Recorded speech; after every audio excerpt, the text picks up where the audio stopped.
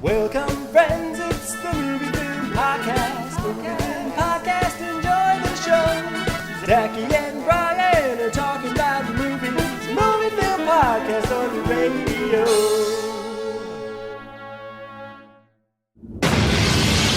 Someone is playing a deadly game. It all began with a scream over 911.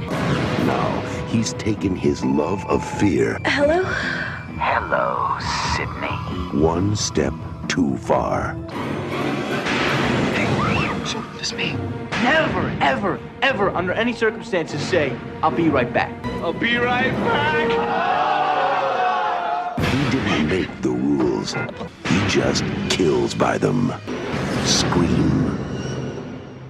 Welcome to a movie film commentary track. My name is Zachy Hassan, and Brian Hall. Yes. Do you like scary movies? I like this one. Yeah, it's a short list, but this is definitely on there. I was wondering, with this popping up in our feed, if people are like, ho, ho. The movie film boys don't talk about horror movies very often.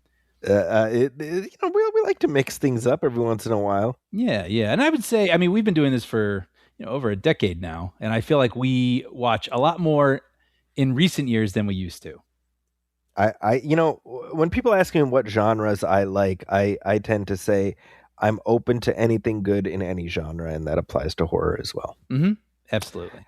And certainly for Scream, which is the subject of our commentary track today, the timing is apropos in a multitude of ways. Number one, as we speak, we are on the eve of the release of Scream 7.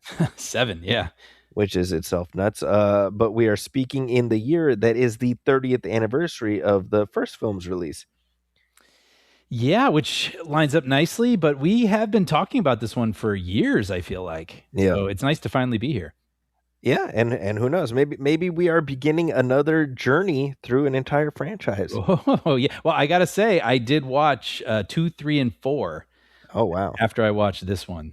Really? So, okay. Yeah, I watched this one a little early to prepare, and I had a couple nights where I didn't have anything to watch, and I was like, well, I don't remember 2 very well, so I did 2, and then I was like 3, then I did 4. So wow. See, you're more caught up than me because it's been a minute since I've seen those ones. Okay. Yeah. But yeah, it was what a time capsule this movie is. Oh, yeah, definitely. I mean, and that's what's so weird is because they're still coming out. Yeah. And they still have, major characters and actors appearing in them. Right. It doesn't feel like it's been as long. But then when you really think about it, yeah, this is the mid-90s we're talking about, 30 years. That is, this is a discussion I was having with somebody, and anybody listening, feel free to correct me if I'm wrong, but I feel like this is the only horror franchise to have lasted this long and maintain a single continuity. Right. Yeah, right. I think this is it. Yeah, I'd be happy to know if anyone knows different. Because there's franchises that have lasted longer, but they've restarted, sometimes multiple times. Mm-hmm. Right. But Scream is what it is, mm-hmm. and I think that's why we like it. Yeah. I'm looking forward to getting into why we like this movie, especially not being horror aficionados. Yeah.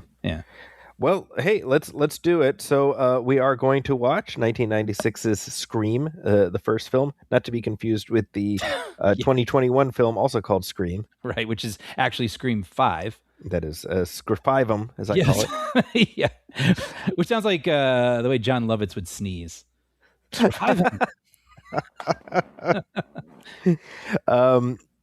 Now there was like a unrated cut released on DVD at some point. Yeah, and I got to be honest, I'm a little confused about which is the major available version, because reading about the cuts that they had made, I feel like I saw those cuts in the version I watched, which is labeled as rated R. So I'm watching the one that's available. I have not seen readily available an unrated cut. Same. So, yeah, I'm watching the one that's off of Vudu, the one from Paramount Plus, and it's labeled as being rated R. And it's an hour and 51 minutes and 3 seconds. Yeah, exactly. So that's what we're watching. If you got that handy, you can cue it up, and if you want to watch along with us. If not, we'll try to do our thing to make the conversation interesting. Hopefully, we pull you in. But either way, we're about to do this. I'm ready. All right, so we'll do the usual thing. I will count to 3, 1, 2, 3, and then play. Ready, Brian? I'm ready. Here we go. 1, 2, 3, play. Dimension Films. Even that takes me back. That's a blast from the past, right? Yeah. Back when this was a Disney-owned franchise. Right. Wow. Yeah. You know what's funny too, by the way? So that Scream title card that appears right there. Yeah. I've seen so many of the other ones now. I'm used to that more kinetic stylized, like a slash coming across the screen and the letters coming at you. And so I haven't watched this one in many years. And so seeing that, I was like, oh, that looks like something made in like a Microsoft text program. It just looks so aged versus the title cards we get now, which is kind of funny. But I got to say, I think the movie itself, looking at it right now, appears pretty ageless to me. Yeah. Right? Mm-hmm. Even not just the look of the film, but even the styles we see in it. Like, it doesn't feel overtly 90s, I feel like a movie. Clueless is an exaggeration of the 90s, but you know what I'm saying? Yeah. Like big neon colors or hammer pants or anything like that. Well, I think that goes to Wes Craven, who had a similar sensibility with the first Nightmare on Elm Street. I think that one is more ageless than some of the other films in that series. Sure, right. Admittedly, that's the only one I've seen recently is the original Nightmare on Elm Street. Same, actually. Yeah. But you dip into the other one. The other ones feel much more 80s. Sure. Yeah. Wes Craven, who was trying to get away from the horror genre, and it kept getting its claws into him. Isn't that kind of interesting? He is just synonymous with horror. Like, he's on the Mount Rushmore of horror. Well, he's got a name that says he has to direct horror. That's true. But creating one of the most iconic horror icons of all time. But yeah, he wanted to make music of the heart, with Meryl Streep. That's right. Very interesting. Which he did do after the first two Screams. Mm-hmm. Finally got to do it. He got the whatever cachet back that he needed, because he was I think struggling a little bit before this, right? Like he had done, I want to say, the Wes Craven's New Nightmare, which is good. Yeah, that's a good movie. I enjoyed that one. What's funny? I saw that one recently too, because they were doing like a horror series at my local movie theater, and they played One and New Nightmare. And New Nightmare feels like it's walking toward this movie a little bit in its meta-ness and the tropes of a horror film playing into the plot. But this movie is just perfection, because it's the marriage of an excellent horror director and I don't want to just limit to horror, just like thriller director. That's right. This movie really, to me, feels more like a thriller mystery than a horror film. And you've got this incredibly sharp script from Kevin Williamson, right? Kevin Williamson really coming out the barrel hot. Yeah. Yeah, although he might not feel that way, because he had written Teaching Mrs. Tingle before this. That's right. And I Know What You Did Last Summer before this, which people didn't have any interest in. And then one night, I guess he was home alone and watching movies, and I think he watched a documentary or something about a killer. And the Gainsborough killer, I think it was. Yeah, and it just all fed into his imagination, and then he came up with this script, which became super hot, big bidding war, and then this relaunched the slasher genre. Yep. Right, and so then all of a sudden, the script for I Know What You Did Last Summer, which nobody wanted, became a hot item after this, which I had forgotten. I lumped that in with this era, but I had forgotten that he was actually a part of that. Right, but the version that was made, he didn't really have much to do with, is my understanding. Oh, okay, I can see that. Like he did an earlier draft. I could be wrong, but obviously just putting his name on it, from the writer of Scream, that matters. Sure, yeah, right. Now we should talk about Drew Barrymore playing Janet Leigh role in this movie. Exactly, yes. Now initially, what got this movie rolling was the fact that she was interested in starring in it. They wanted her to play Sydney, and her schedule didn't allow for it. So instead, she does the cameo, which is so much better, right? Mm-hmm. Not even because, like, I think she probably would have been just fine as Sydney, but I think she was a big enough star that whereas with Nev Campbell, who was familiar but not as familiar, there was still a sense of danger. I think if Drew Barrymore plays Sydney, you go in thinking she's going to make it to the end. And she was on the poster. Yeah. Right? Like that's her face with her mouth being covered by a hand on the poster. So you think this is a Drew Barrymore movie. Yeah. Which is brilliant because then, it lures you in with her star power. And I think it adds something to this opening like vignette, right? I mean, you could put a really talented actress that you don't know as well, and I'm sure she would crush it. But there's something about having Drew Barrymore's starlight, going off in this whole thing that just really makes this movie pop off. Yeah. And that's something they continue to do with the sequels, with Jada Pinkett in the next one, and then Liev Schreiber in the beginning of the third one. Yeah. And then in the fourth one, they go like crazy meta, where it's like a movie within a movie within a movie, right. All with stars. These sort of cold opens.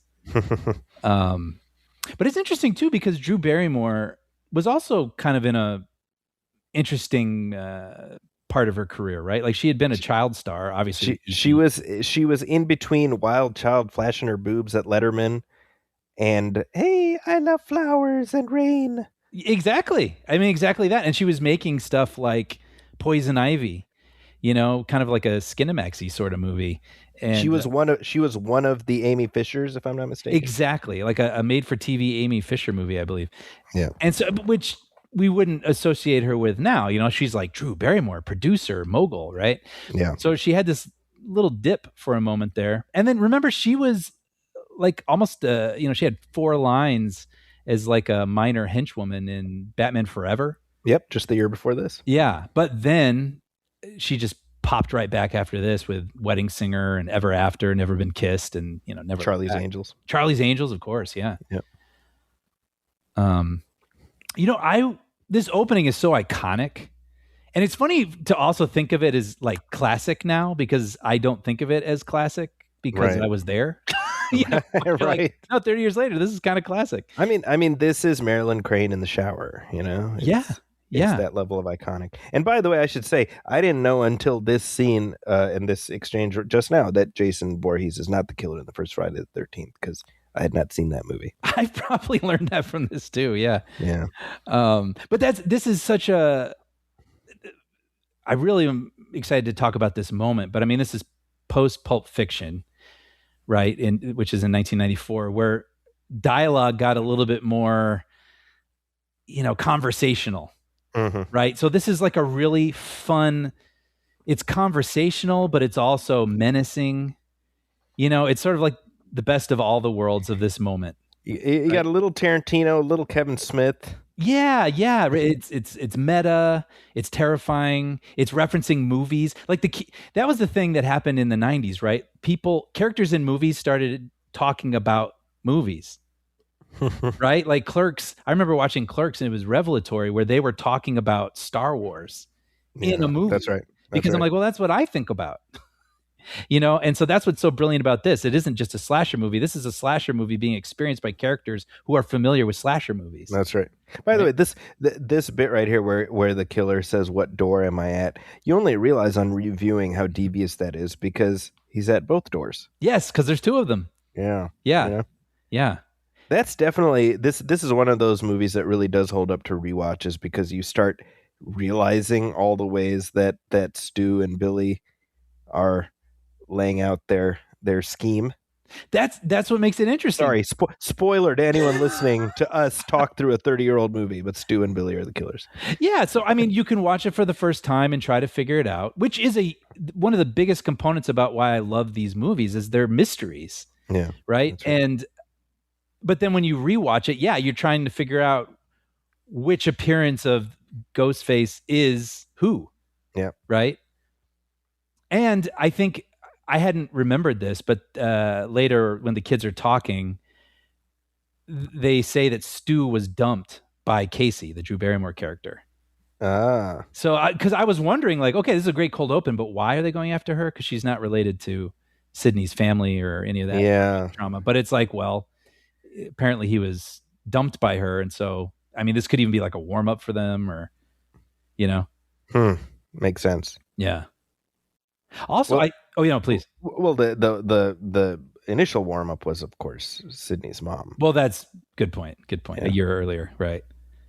And real quick, actually, while we're talking about which Ghostface is which, the Ghostface that's about to pop up right here in just a second, that is Wes Craven. Oh, really?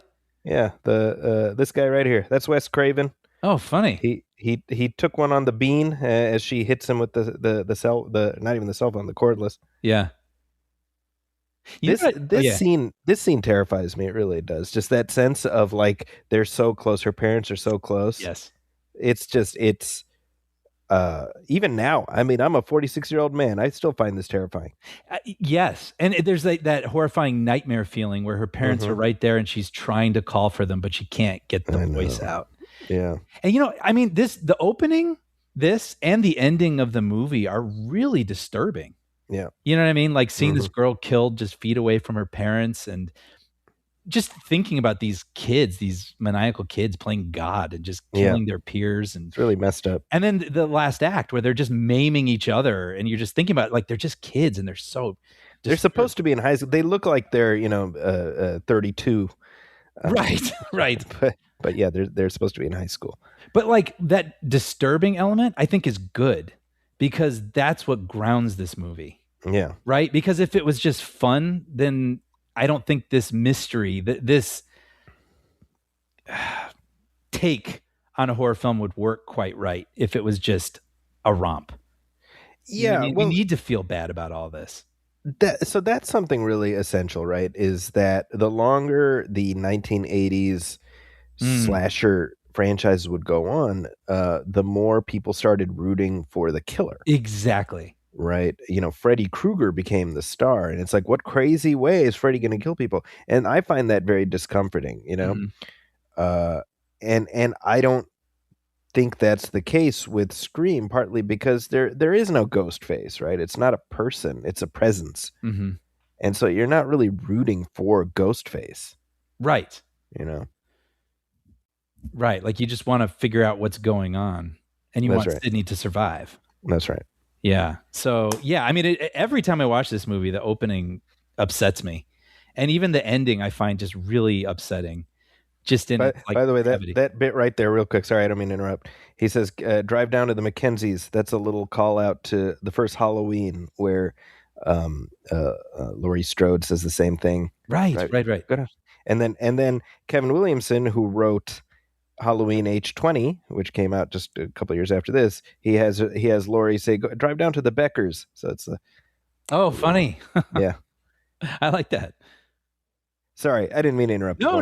I just feel like that's part of what makes the upsetting nature of it, and making these feel like real kids, and we don't want them. We don't feel great about them doing these things. That's right. Is what makes this more grounded and thrilling and vital and urgent as we watch them.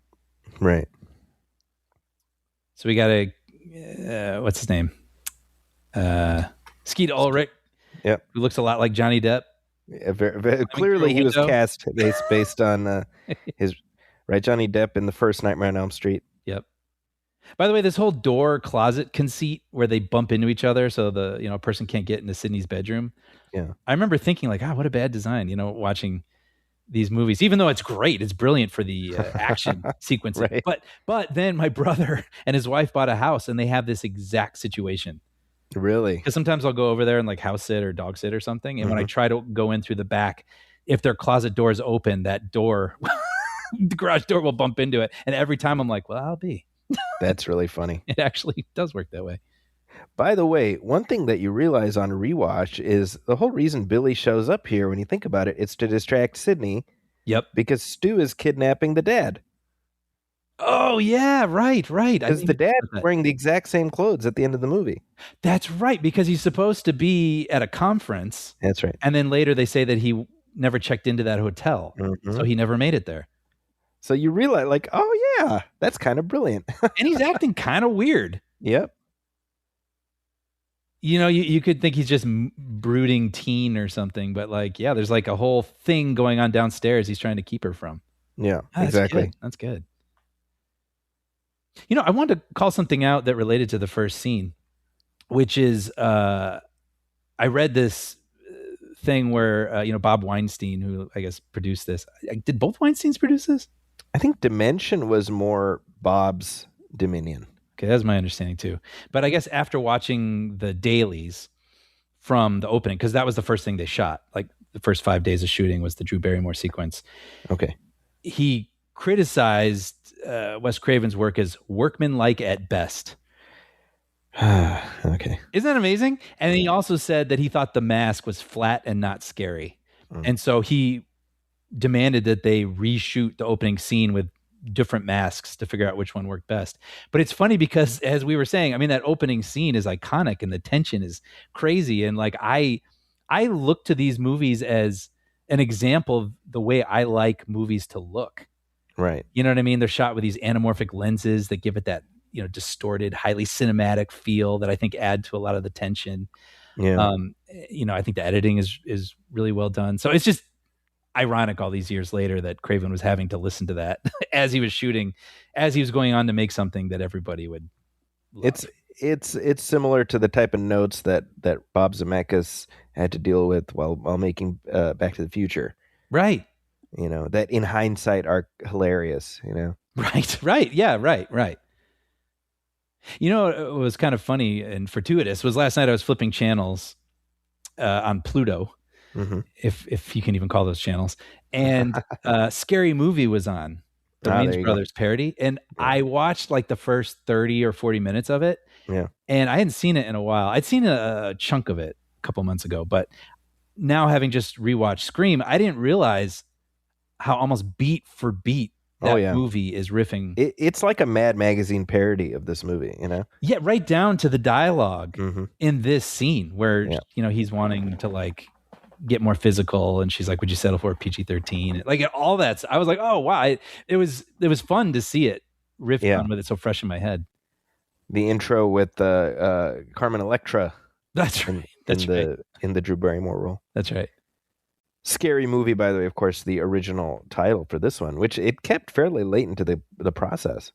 Yeah, I think all their rap gifts and everything had Scary Movie printed on them, is what I read. I read also that they had a high school set up. It was like Santa Rosa, some kind of high school in Santa Rosa. Yeah, and they, were all prepared to shoot there, but then I guess the school read the script. I don't know why they wouldn't have in the first place. Yeah, right. Just because of how violent it was. I guess what I had read, I don't know how accurate this is, but they had been under the impression that it was a comedy. Okay. And so then looking at it again, seeing how violent it was, they pulled out at the last minute. Yep. So did you see this? Where in the credits, under the special thanks, they put no thanks whatsoever to the Santa Rosa City School District Governing Board. Yep. Yeah. Apparently they had like a kind of a handshake deal, and then it all fell through at the end. Yeah. Yeah. It is funny to watch these so-called high school kids and be like, they do not in any way, shape, or form look like high school kids. No, but it was the style at the time, right? I don't watch enough like teen movies these days to know if that has changed at all. Actually, that's a good question. I don't know. Right. One presumes that remains the style. Right. I don't know. I mean, it used to be because of like working hours, right? Like if you had an actor who was over a certain age, you didn't have to worry about on-set tutoring, and they can only work X amount of hours a day. And so instead of getting a 16-year-old, hire a 22-year-old who looks 16. Right. Yeah, but I mean, Nev Campbell does not look like a teenager. I don't know. Maybe I'm wrong. You know what's funny? Yes, and I caught like 2 seconds of the movie Valley Girl the other night. And I was like, these guys look like they're 32. Yeah. You know what I mean? Like even older than the characters in this movie.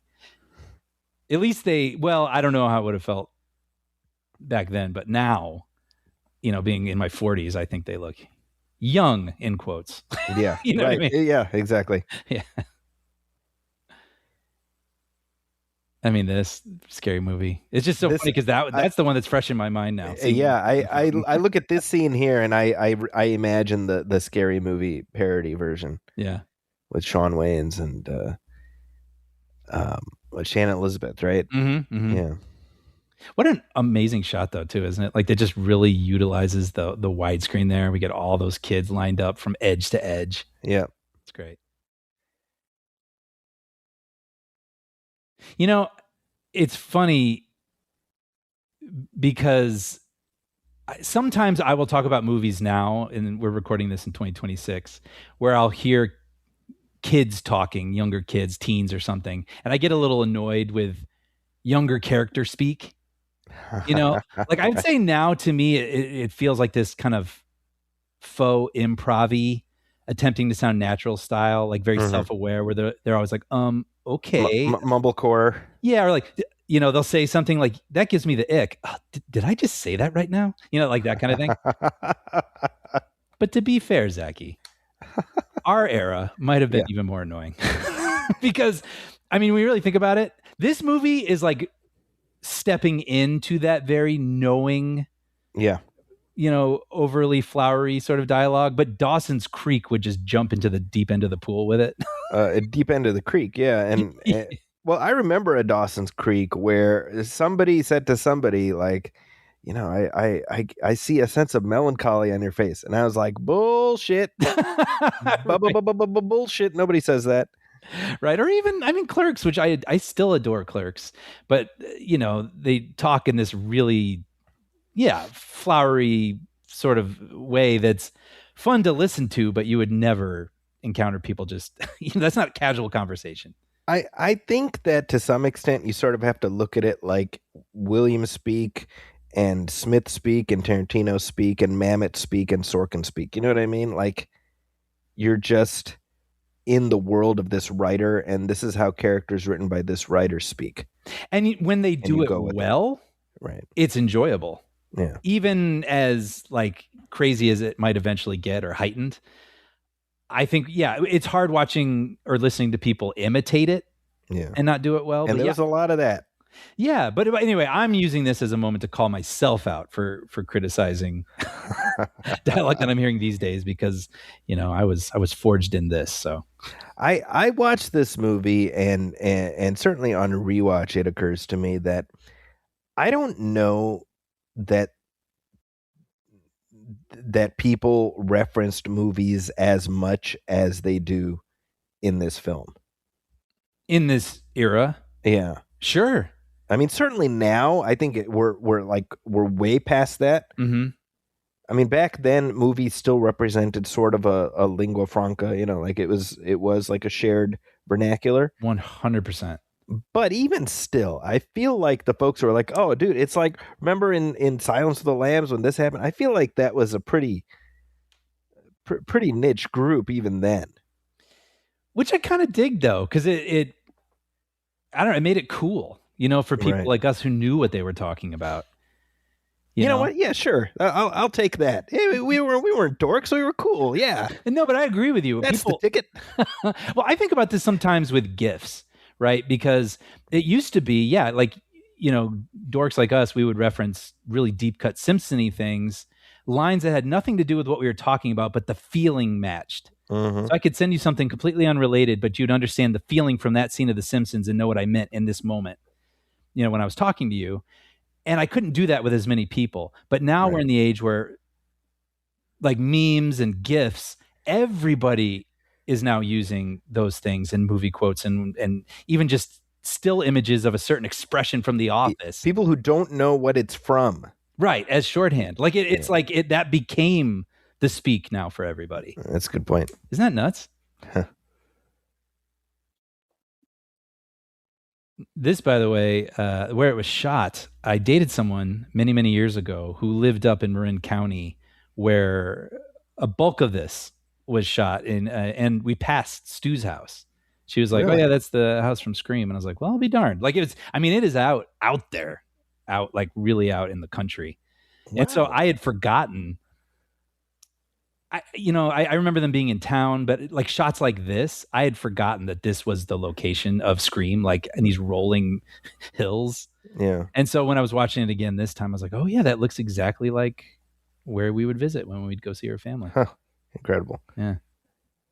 Tamales Bay up in Marin County. Nice. Not too far from where I am. Yeah, right. So Nev Campbell at the time, I mean, this really did launch her movie career. Mm-hmm. At the time, she was best known for Party of Five. Right. She was, what's her name? Julia, I think, on that show. Did you watch Party of Five? Were you a fiver? I don't know. I don't know what the fans of that show are called. No, but I remember it pretty well. That was definitely zeitgeisty, right? Exactly. I'm sure I saw the ads every week. Matthew Fox. Like when Lost started, I was like, oh, it's the guy from Party of Five. That's right. Jennifer Love Hewitt came from that. Yeah, right. She got her start there. Yeah. Yeah, pretty much everybody from that show went on to have a pretty decent career. Yeah, I can't think of the other. Who's that actress? She was in Mean Girls and Lacey Chabert. Yeah, right. Yeah, she's done all right. She's got a steady litany of Hallmark holiday movies that she's in. I wonder if that's nice. Just getting to live Christmas all year round. Hey man, as long as the check clears. Oh, absolutely. Or if it's like the in The Simpsons when they go to Itchy and Scratchy Land and they go to that restaurant that's New Year's Eve Kill every me. hour. Yeah, exactly. Yeah. So here we go. Sydney's first encounter. Poor Randy, man. I was thinking like that guy is getting tagged with everything in this movie. Right. That's what you get for being like a weird movie dork. You gotta stow that shit a little bit. Right. Yeah, the question isn't who am I, it's where am I? Man, this guy, he's just, what's interesting though? The voice, even though every movie is a different person wearing the mask, right? The cadence is always consistent, which is one of those things that I think is... Well, it's the same guy. It's Roger L. Jackson doing the voice in every movie. But I just mean in the reality of the movie, it's different people speaking through that voice box, but they're all doing the same, And I think that's sort of the genius of how like Ghostface is just an entity. Exactly. Yes. I wouldn't change it. I mean, that's what I show up for. I want to hear that voice. I wonder what that guy can command now. Because what are they going to do it without him? That's a good point. Well, he's a voiceover artist. He also plays Mojo Jojo and Butch on the Powerpuff Girls. Oh, so he's done okay. He's been in every Scream. I haven't seen the new one, but I suspect he's in that one too. Right. I should say as we record this, you have seen Scream 7. I have not. Right. So Correct. This is a flip from how it usually ends up being. Yeah, that's true, isn't it?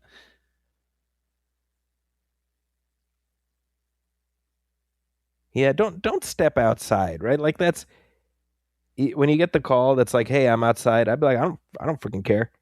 You know what? I forgot to bring this up, but something I really loved as I was rewatching the opening with Drew Barrymore is she does step outside. Like she could just run away. And I was thinking, oh wait, how are they going to get her? She has to stay at the house. How do they get her to stay at the house? But she's losing reception on her phone. You know what I mean? I was like, oh yeah, those things had a base that you couldn't walk away Remember from. that? Yeah. Those cordless phones. So that was pretty good. Pretty of its time, but perfect. So as you watch, do you try to game out who's Stu and who's Billy? I was this time, yeah. Yeah. So this one is Stu, I'm pretty sure, right? Because I'm sure it was mostly a stuntman, because I think I read that Skeet Ulrich asked to be in the costume for at least one scene, but it would be kind of cool if they did have who is supposed to be under there.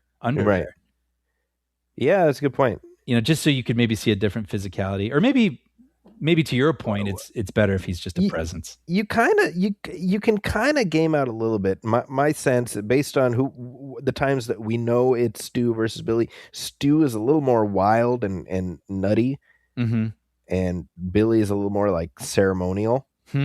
Interesting. Maybe that's something Wes Craven told. The stump. Yeah, that's I'm ready to be proven wrong, but that's just sort of Yeah, at some point I stopped trying to follow who's who. But Right. Like if you want to do the math, I'm sure you could figure it out, but it's more fun just to. like obviously the guy at the door was not Billy because he's right here. Right. I do love though that like you talk about how the movie is mostly timeless, but yet this right here, that's how dated this movie is. She's like, oh, you have a cell phone, Right. Right. you must be the murderer. Like that's the obvious connection. Right. I think one of the cops is even like, what are you doing with a cell phone? You have one of these cellular phones, youngster. Yeah. This is the era where people had pagers. People had pagers. That's right. Yeah. Although even I was late getting on that train because I didn't get my first pager till probably 98, I want to say. I never got one. Really? Pager. Yeah. Well, how did you orchestrate any drug deals without a pager, Brian? I know. My God. that was the thing for people who weren't there in high school in the 90s. That was what teachers assumed. If you had a pager on your belt, Must have been snorting those sugar boogers. well, yeah, you couldn't just. What reason would you have a pager for unless you were a drug dealer? I recently tried to explain pagers to my students. Mm-hmm. I was like, yeah, so, like I don't even know how it came up, but they were utterly gobsmacked by the notion that you'd be driving and a thing would beep, and then you would see you would see a number, and then you would have to pull over. You would have to find a payphone and dial this number.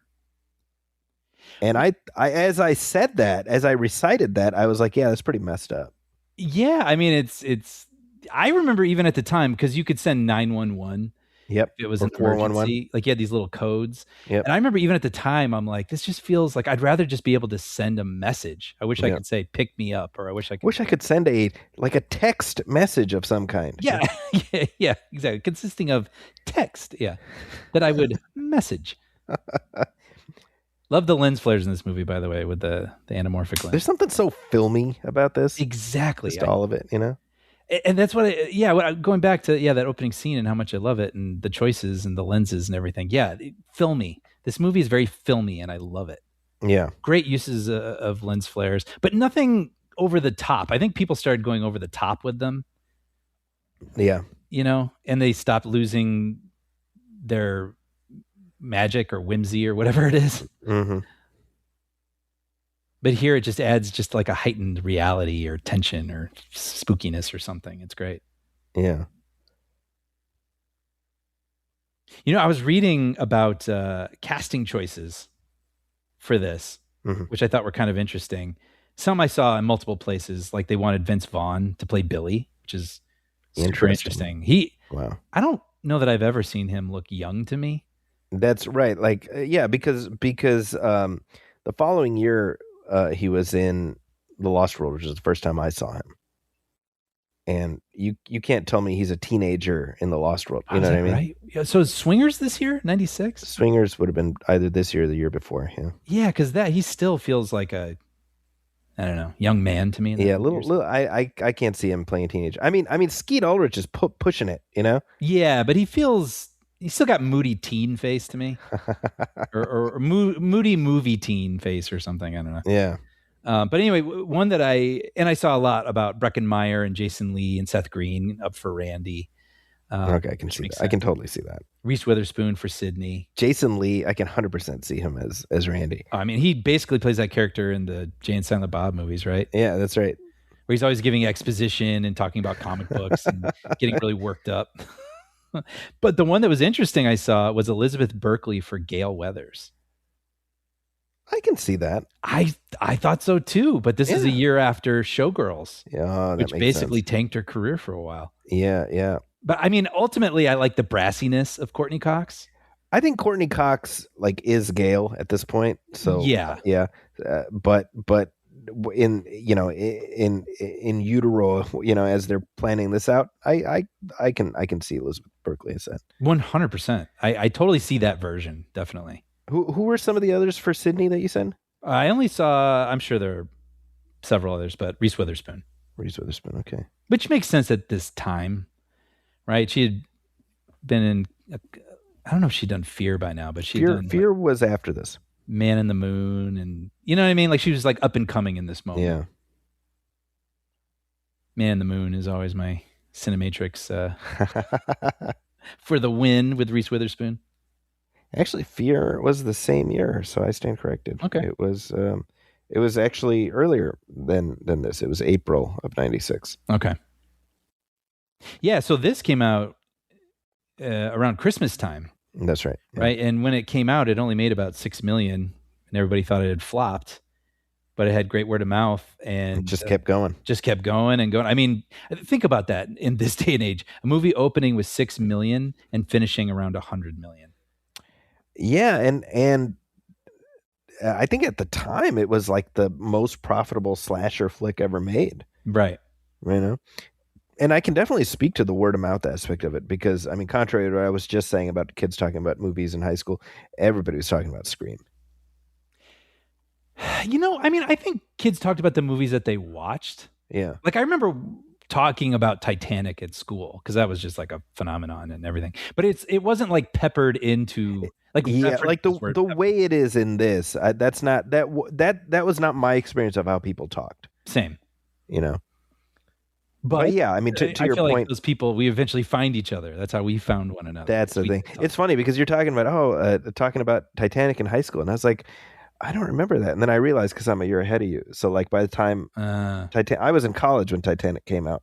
Oh, really? So I had a different experience. Yeah, that was Christmas of '97, right? Yeah, so yeah. Oh, because I graduated in '97. So this movie was right smack in the middle of my senior year. I remember that so distinctly. Wow. Okay. Yeah. So you did see this in theaters? No, I didn't. I watched this on video. Must have been after I graduated high school. Mm-hmm. Yeah. It was. Gee, you know what? I probably saw it a couple years out because I remember watching this and Scream 2 together on video. Mm. Yeah. So it would have to have been like 99, 98, 99, something like that. Okay. Yeah. Because Scream 2 is 97, right? Yes. Yeah. Less than a year later. It was like right away. Yeah. So it was. I saw both of them on video at the same time because I rented them together. Okay. Yeah. Yeah. That's another thing too, by the way. So that Rose McGowan playing Sydney's friend Tatum is Dewey's sister. That's right. You know, and since we lose her in this movie, you know, you go on to all the other movies, all the other sequels, and it's like Dewey and Sydney are so close, but you can almost forget that it's like, oh yeah, it's like her deceased friend's brother. Mm-hmm. That's their relationship. Well, it's also just that this experience binds the three of them together. Mm-hmm. The four survivors in this movie, and then Randy punches out in the next one. Yes. Which, I mean, I'm sure we'll get to that one eventually, but then you get that incredible moment in 3 where it's like, well, how do we bring him back for a third one if he's dead? It's like, well, he recorded a video I know. anticipating that not only would the problems in 2 be solved eventually, but there would be a third problem because he had to record that in the middle of the second problem. It's so funny. But it's brilliant. And it's something I feel like I reference a lot. Like, if you're watching this, I'm already dead. You know, right. And it's a brilliant solve that sticks in your mind, you know? We should mention how David Arquette and Courtney Cox started dating because of this movie. Yeah, right. This is where they. Do you remember there was an episode of Friends where all of the actors added Arquette to their name? Oh, I do remember that now that you say opening that. credits. Because Yeah, for a while there, she was Courtney Cox Arquette. People forget. Yeah, I guess they met on this, dated during 2, and then they married a month before they shot 3. There you go. And she's credited as Courtney Cox Arquette on 3. Now this right here, first time I saw Liev Schreiber was right there. That Same. shot right there. Same.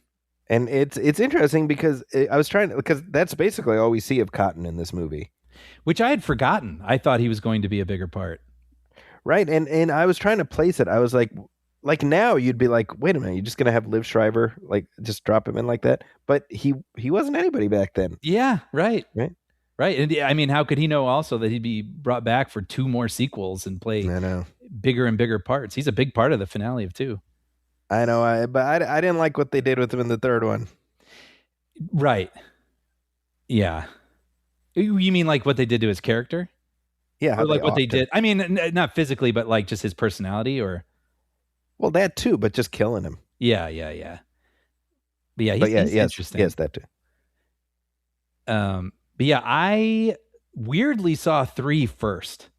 That's the first Scream you saw?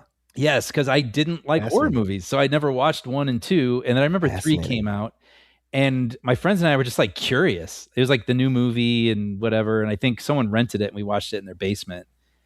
And I think for me, I was like, oh, this isn't so much like gory, in delighting in kids being killed kind of a thing that I thought it was going to be. I was like, oh, this is like a mystery, and it's actually kind of fun. Yeah. And so then I went and rented 1 and 2, and then discovered that I really liked it. How interesting. So watching 3 first, you were not just like out to sea. 3's a weird one. I mean, I was with Cotton. That's what made me think about it when you brought him up, because he does have somewhat of a major role in the opening of that movie. Exactly. And I had no idea the history, who he means to everybody else. And right. So, yeah. But that was a weird one because, again, maybe we should save this for 3, but Neve Campbell was so busy in that moment, she could only shoot for like 20 days of that movie. And so they basically featured all the other characters, and Sydney kind of weaves in and out of that movie. Right. So I think it didn't feel as like I needed to know Sydney's history or, all that. That's fascinating. And yet it did the trick of making you want to go back and watch the other 2. So that's something. Because I enjoyed the tone so much. Yeah. Yeah. Although now, after watching all of them in a row, like I just did, that one is, I would say, very different than the first one. It's a lot sillier. Yeah, it's one thing I've realized about the Scream movies is that I think the first one is like legitimately great. The other ones are variable quality, but I don't dislike any of them. Same. That's kind of where I'm at. Like even the worst one, I find stuff to enjoy. And I don't even know. I don't even know what I would consider the worst one, but I'm just saying, like, regardless of the quality, I'm like, I like them all. Mm-hmm. But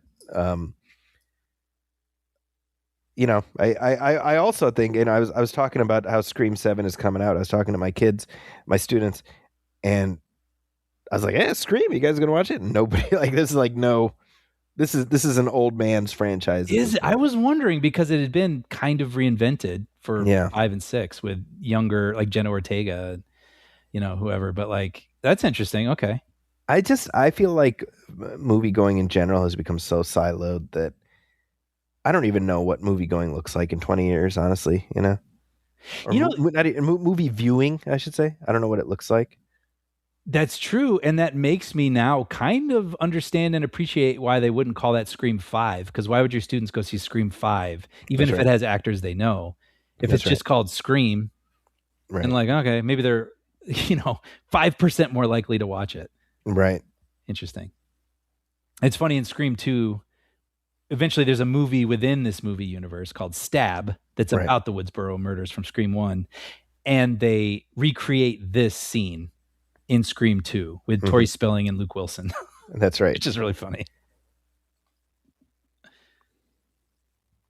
But no, go ahead. No, you go ahead. I'll come back. Well, I was going to say, Kevin Williamson, it's just one of those things where I think his mind was lit on fire with this concept where he didn't, apparently he wrote this script in a matter of days. It just, flowed out of him. But then he also came up with 5-page treatments for Scream 2 and Scream 3. That's right. He came prepared. And I think the thinking was, not only did he have the stories, but when he went into the pitch meetings, he wanted to be like, hey, you're buying a franchise here, right? You're not just buying a movie. It's very smart. Yeah. But that explain, like, his involvement in the third one is fairly minimal. They just took his outline, and I think it's Aaron Kruger who wrote the script for it. Yeah, he reminds me of Shane Black in a way, where he just exploded and everybody knew his name right away, and he wrote something that's like, oh, that is so Kevin Williamson. Yeah. And then with every sequel, he like had less and less involvement. Yeah, so Shane Black and Lethal Weapon. Yep. Yeah. No, so I was going to mention about Neve Campbell. Again, it had been a while since I'd seen this one, And we're used to now in the latter films, Sydney is much more stoic, and she knows the rules of the game, so to speak. And you forget how the vulnerability that she gives to Sydney in this one. Yeah, right. And she's terrific in this. I was really appreciating her performance. Yeah. She has she does like anguished or tortured well. Like you really sympathize with her when she makes those faces, about how tortured she is. That's right. About not wanting to sleep with Billy. Yeah. So Henry Winkler. I was about to say, one day you're Arthur Fonzarelli, the next day you're Arthur Hernby or whatever his name is. Yeah. He's a really interesting character, isn't he? Like, I actually don't entirely know what to make of him. I think we might have talked over the scene earlier where kids are being interrogated, and then I think Sydney goes in. Yeah. And he like touches her face in this really weird way that feels a little inappropriate. Yeah. And they even do a reaction shot of someone. I can't remember if it's Dewey or one of the officers. And I was like, oh, what's that about?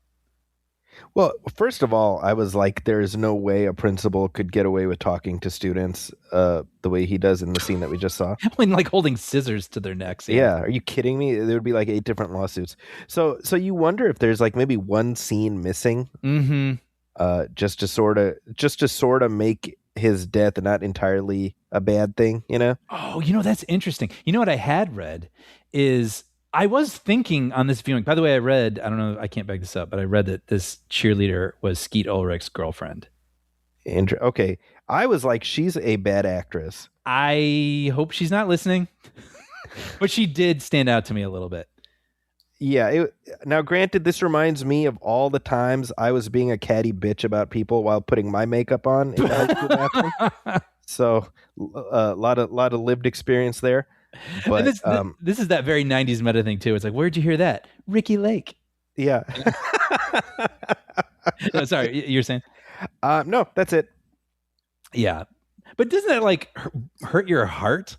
Oh, absolutely. Like, yeah, Neve Campbell's so good here. You're so on her side, and it's so awful having her listen to those people be so catty about her. I love the boot thing too, right? Where we get a lot of shots of Ghostface boots. Yeah. And then later we get a little misdirect where one of the police officers is wearing similar boots. Right. When he squishes the cigarette. Yeah, it's good stuff. What's interesting though is that in the opening, in the scene near the opening, when all of the kids are quote unquote kids are sitting on the outside, when we see all of that. I love how you just can't even like, yeah, quote unquote kids. Yeah. But Billy and Stu are wearing those boots. Oh, interesting. It's funny now that you say it.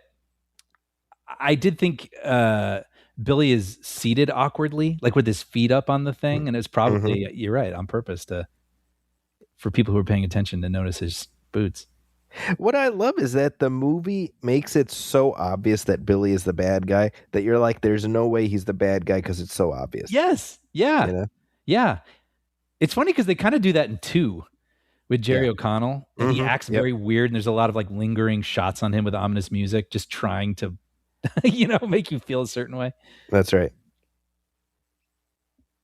Well, we should talk about the mask, right? Like, this is a mask that already existed. Yeah, they tried to design one that was kind of like it, but just different enough not to, like, infringe on a copyright. Mm-hmm. And they did, and it's in some shots in this. But ultimately, they were like, let's just work out an agreement and use the one that's already out there. Yeah, it was designed by Brigitte Linden in 1992 for Fun World, a costume company. Yeah. And and I guess she said it was called the Peanut-Eyed Ghost. That's right. And it was inspired by that painting, The Scream. Yeah, and you know what? I would say thanks to these films, that costume has sold and sold and sold for 30 plus years. Incredible. I mean, it's like I don't even want to think about whether or not she had any claim to that design moving forward, or if that's just something you work for the company and then everything's owned by the company. And I know. Well, hopefully you're able to take pride in your design living on. Yeah, well, I had read somewhere about the woman who designed the Nike swoosh. I don't have her name in front of me, but she did it, for peanuts at the Yeah. time because they weren't a huge juggernaut. And they did, many years later, compensate her, which I Oh, thought was really? pretty classy. Oh, that's good. Yeah. Yeah. One memory I have of that costume is that Sean Coyle and Paul Shirey, they were living together, and they were roommates, I should say. And they had a Halloween party, Mhm. and so I didn't have a costume, so I went to Toys R Us and like just grabbed whatever I could, and it was the Ghostface costume. Mm. And I won least original costume that night. So I was pretty proud of that. You know what's funny?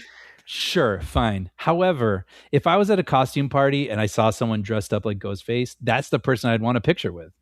Thank you. Thank you, I'm just Brian. saying. I'm just saying. This is just a weird personal anecdote that has nothing to do with this movie, but I got to go to the Magic Castle, which is kind of a cool spot out here in Hollywood. There's like all these different rooms and magicians doing, little shows in each room, and you can wander from room to room and watch all sorts of cool stuff. And I got to go there on Halloween, and they had a costume contest going on, and my friends dressed up like Nancy Kerrigan and Tanya Harding.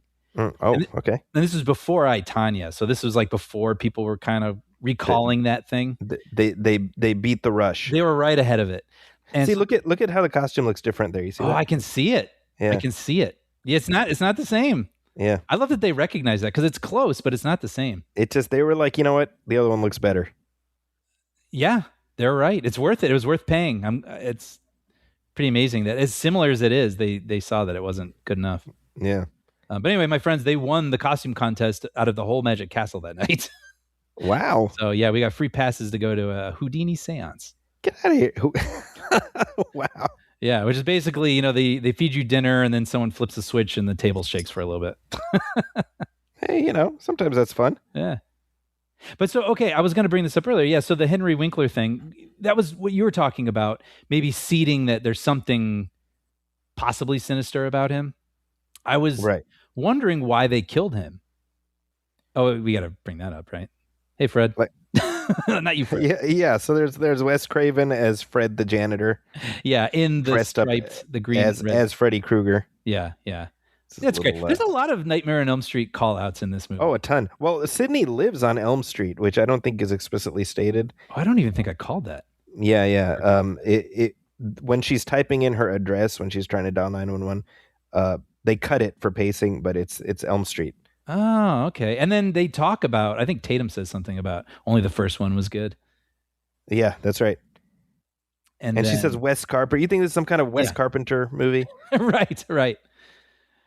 Which is funny because I can imagine, as Wes Craven, you have to decide whether or not to go there. But I think it's worth it. It's fun. I think it's fun for us. But anyway, reading about his murder. Well, first of all, I remember back in the day, it was hard watching the Fonz get stabbed to death. Right? I mean, when I watched this in the 90s, to me, he hadn't been in Arrested Development yet. Yeah, or that's all right. these other things, or Barry, or all these things I love him from now. So he was still, for me, kind of the Fonz. So it was strange seeing him in a movie like this. But anyway, I was like, why would they kill him? And it turns out he wasn't originally killed in the script. Yeah, I think it was like too much time had gone by without a killing. Yes, exactly. And so they're like, Fonzie got to go. Kill the principal. But it does then motivate everyone leaving Stu's house at the party. It clears everybody out because the principal's dead and he's hanging from the goalpost or whatever it is. And then all the twisted kids are like, well, I got to see that. And so they run out of the house. So I guess that's that. And then to your point, I wonder if they did make him a little off. Yeah. So we wouldn't. So you don't feel totally bad about it. Yeah. Because I think a lot of folks, I think when this movie came out was probably at the tail end of when people would have been like, oh, Fonzie. Yeah. Yeah. Yeah. So there's that. Yeah. The Cat and Weary thing. I also read about Ghostface Look that at first they wanted the robe to be white That's right. to make it look like a ghost. Yeah, which like imagine that. Like, yeah. you know what I mean? Like even in this shot right here where we see like it just wouldn't be the same. It wouldn't work. It would be like you know, the ghosts in Charlie Brown cartoons. Yeah, exactly. By the way, that was the 1931 Frankenstein that was showing on that screen. I just anytime the old Universal monsters get shown some love, I have to tip the hat. Yeah, which I need to catch up on. Yeah, that's right. You do need to. I like this right here. She's like, what's that wolf movie with E.T.'s mom in it? Like, you're right. Not the mom from E.T. E.T.'s mom. oh, actually, I didn't even catch that. That's really. I was just funny. laughing about her, the way she referenced Dee Wallace. That's hilarious. E.T.'s mom. You think right now at this moment Quentin Tarantino is watching Matthew Lillard on screen and just grinding his teeth and pissing his pants? You know what? As much as I enjoy his movies, I hope so. Frankly, he earned it. I was like watching Lillard in this, and I'm like, he's so great being just horrible as Stu, but it's like he has the range, which we know. And then I was like just picturing Tarantino just like, yeah, you know who I hate? I hate Owen Wilson and I hate Paul Dano, and you know what? Matthew Lillard sucks too. I'm like, what? He's probably like, what? It's like Bart Simpson, you know, with Clown College is like, I don't think any of us expected him to say that. Like, what? Yeah. Which I would say good company to be included in as far as that list of people. Heck, you know? Yeah, I want to be listed next to Paul Dano. Yeah. You know, this scene is so creepy when you know that it, like, especially once Billy shows up. Because he's right. Right? He's right about everything. And you got Killer A and Killer B on either side of him. Yep. It's freaking terrifying. And they're like crowding him. Yeah. You know? Yeah. And I do love this. I mean, this is like quintessential for this film, right? Where it's like the guy who understands how horror movies work. He's referencing horror movies and why his rationale for why he thinks he knows who the killer is, you know? Like, that's the thing. Like, all movies do this now. All movies reference other movies. Yeah. But they just didn't used to. That is such a great point. Like, you know, when they went to the movies, I'm just so used to it. Yeah, like when they went to the movies in the movies, when we were growing up, they were watching fake movies. That's right. Or fake TV shows. Uh-huh. But this really was part of the thing, part of the moment where it kicked it off, where it's like, no, they live in the world we live in, and they reference the things we know. Yeah.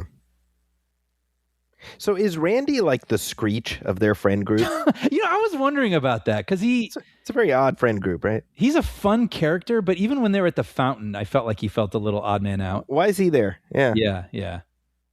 But he's good. I like Jamie Kennedy in this. I think he's the right manic, geeky, funny guy. He found his lane. Yeah. You know, something I always like in movies that I feel are like real world scary and intriguing to me are curfews. Yep. You know, and like when a town has to shut down, like, you know, it's like kids have curfews sometimes, you know, or like by 10 p.m. you have to leave a mall or something. But like when the whole town, it's like, no, all the adults, I don't care who you are, like you have to be off the streets at this time. I always find that like a really scary premise. It's, well, you know, when I see, because I never lived in like a small town like this, you know, like suburbs are different, you know? Yeah. And so this is something like exclusive to movies, just the way life is so centralized and like everybody knows each other and stuff, you know? Right. Where you have the deputy of the town, like, I don't know any of the, well, I mean, in this city, certainly. But even when I was growing up in Wheaton, Illinois, right, I didn't know the names of any police officers or anything, right? But here they all know who Dewey is. They probably, many of them went to high school with him. That's right. Right. Yeah. But it is like a great excuse, just plot-wise, to get all the kids like, all right, well, it's curfew. We'll go hang out at one house and watch movies together. Right. You know? And I also, you know, when I've rewatched this, a lot of times it's been in chunks, you know, flipping channels. I hadn't really rewatched this all the way through in a while. Yeah, same. And so it was nice really paying attention and appreciating how much plot there is in this. Oh yeah, for sure. with Sydney's mom and the trauma that Sydney experienced from that, and then also fingering the wrong guy for it, Yeah. and like cotton, Literally and figuratively. right? Wait, what? Because she's like she does it with the killer, and he's Oh, the that's wrong true. guy. That's true. The two wrong guys. She's wrong about two guys in this movie. Yes, Yeah, yes. Well, she does stick her finger in his wound. exactly. Yeah. Yeah, he's the wrong guy. He's bad for you, Sydney. That's right. He is the wrong guy. Right. I love this like ice cream cone business. I wonder, like the guy, they both get like business as they're talking here. That guy gets a cigarette. He gets an ice cream cone. Yeah, the chief, by the way, he's also it plays a similar role in the first Nightmare on Elm Street. Oh, interesting. Yeah. So hey, shared cinematic universe. Yeah. And like you said, we get that close up on his boots, like ruh-roh. Yeah. Yeah. I like that. But yeah, this did then kind of kick off almost like a new genre of horror, right? Like the slasher film was back. But Which, yes, that is true. But what's funny is that in hindsight, because definitely that was the narrative at the time. But in hindsight, you're like, well, it wasn't even gone for that long, really. Don't you find that, yeah, when you think about, sometimes you talk about things being gone for a while, or even just, it feels like things changed very quickly in the past. Like you even look at like styles in different decades. Yeah. And you're like, or even like the Beatles or something, like their genre of music. And it's like, they weren't even a band, or at least they're a phenomenon for over a decade. Like things just moved very quickly. Yeah. You know what I mean? Yeah. And now there can be longer gaps between this stuff, between sequels. You can get Scream 4 like 11 years later or something. Sometimes those longer gaps are good. But certainly when we talk about the slasher fad at its peak, I mean, it flamed out, I would say, late 80s. When was Freddy's Dead? Was that like 90? Yeah, maybe because the new Nightmare was 94. Okay. So, and there was a decent gap between those two. Yeah. Right? And Freddy's Dead, like, so let's set that, so say 90. So you're talking about 6 years, which is, I mean, yeah, it is a gap, but it's not like a huge gap. Mm-hmm, mm-hmm. But your point is well stated, which is like suddenly there was this boom between 96 and 2000 where you had all these like teen-centric horror flicks. Yeah, and just also what I was trying to say, I don't know if I said it very well, but just like shorter gaps felt longer back then for some reason. Maybe because we weren't endlessly talking about things. That is true. Also, Like we had been around less, so well, that's true too. Yeah, right. It could be unique to our age. But yeah, so you get like I Know What You Did Last Summer, Urban Legend, The Faculty, Final Destination, all these sort of like knowing teenager horror movies right after this. And well, I mean, I guess they did try to bring back I Know What You Did Last Summer just recently, right? Which that didn't really play. No, and I saw it and I didn't hate it, fully acknowledging it's not good.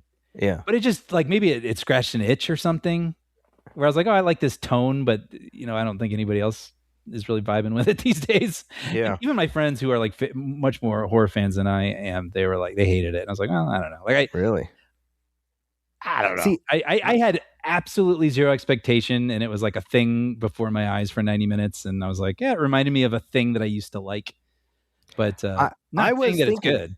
I mean, there's a swerve in there with the long-running character.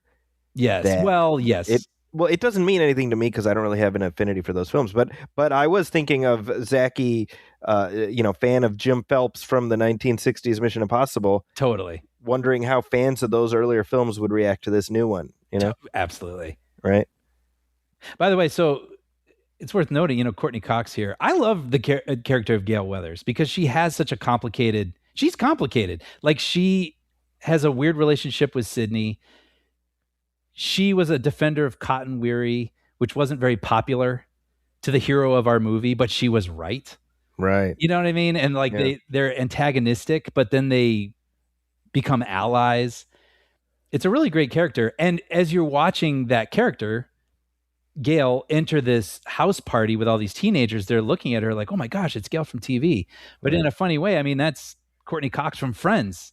Like Oh, that's a good point. right? Like you can kind of apply that to this a little bit. I love how they make sure to highlight Tatum's THO over there. You know, it's funny. Actually, I was thinking about that shot because what I think it's really interesting because basically, yes, like Rose McGowan comes here into the garage and her nipples are like completely like poking through her shirt. Yeah. And it's funny because this is a movie that's referencing horror movies. Yeah. So she is, to a comical degree, the typical sexy female victim in waiting here.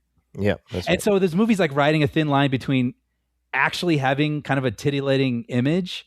No pun intended. No pun intended. And also commenting on it.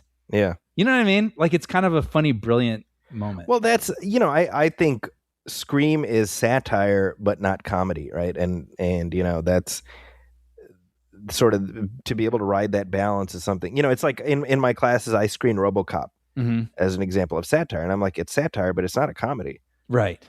But it is, and it's like trying to understand that distinction. I mean, this movie does that very well. That's really well put. Yeah. Yeah. Great lens flares in here. Because I love lens flares when they add like an air of mystery, or magic or something. I think I've always, my favorite lens flares ever is in Die Hard when they finally get the safe to open, and it's just like this magical opening of this thing, that they've been trying so hard to attain. And so there's just like magic in the air as it's happening. And here we've got this sort of uneasy thing happening in this really normal place, a garage, but there's something heightened and creepy about it. So you get like a little flourish at the top of the screen, I don't know. Yeah, no, that's a great observation. Of these canted angles. Yep. It's great. And this is, like to your point again, where you have the sexy victim in the 80s movie, you're like probably rooting for Jason. You know what I mean? But in this, I don't like seeing her going through this. Like I'm rooting for her to get out of that garage. That's right. Yeah, I think that's what it came down to ultimately. Is give us characters that we care about. Yeah. And Tatum is a kind of a smartass. Yeah. But like not insufferably so. Yeah. You would enjoy her in your friend group. Yeah, exactly. Now originally she was supposed to have the garage just crush her. Mm-hmm. And then they see the pet door. Yeah. And they're like, well, no, we obviously have to, we got to do that. Yeah. I mean, this is better. Oh, it's horrible. Gripes. Well, I mean, yes, but it just, it feels. I mean, it's such a memorable death. Yeah. Like her hanging through that door. If you're going to make a movie, let's make a movie, Yep. But by the way, so seeing her head get crushed there, that's why I was confused at the beginning, because I had read that was something they had to cut out. But in this version, you see that. Yeah. So I don't know. That's interesting. Yeah. By the way, worth mentioning, this is only tangentially related in that Paramount is the home base of the Scream franchise as of now. But as we record this, Paramount has won its bid to buy Warner Brothers. Oh, really? Is that today? That has just happened moments ago. I just got a push notification that Netflix has dropped out. They dropped out? Yeah. So Paramount is going to be absorbing Warner Brothers. I'll be damned. Yeah. We'll have plenty to say about this on a future episode. I gotta not get lost in thought on that.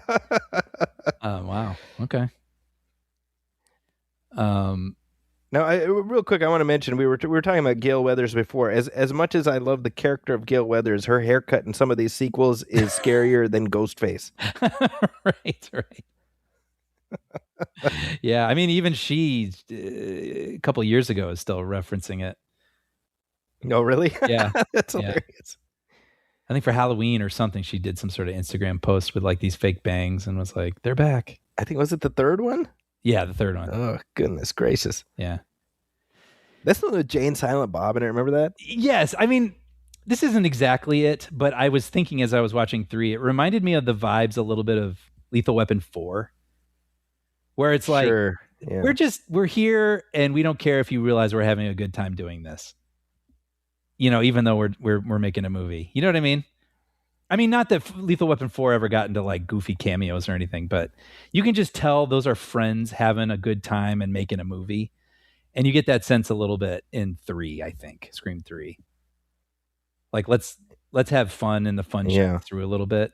Yeah. Which is kind of unique to that one because the others I don't think feel that way. And then and then you have Jay and Silent Bob just randomly popping into the movie. It's so weird. Yeah, and they mistake Gail Weathers for Connie Chung. See, which is weird because in the Jay and Silent Bob verse, Scream is a franchise. Like in one of those movies, they stumble on the set of a Scream movie. Oh, that's right. So what's going on? So do Jay and Silent Bob exist in 2 universes?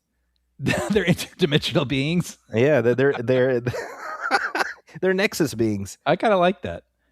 Hey, Kevin Smith, there's your movie. If anything happens to them, the universes collapse. They're holding it together. They're like Loki.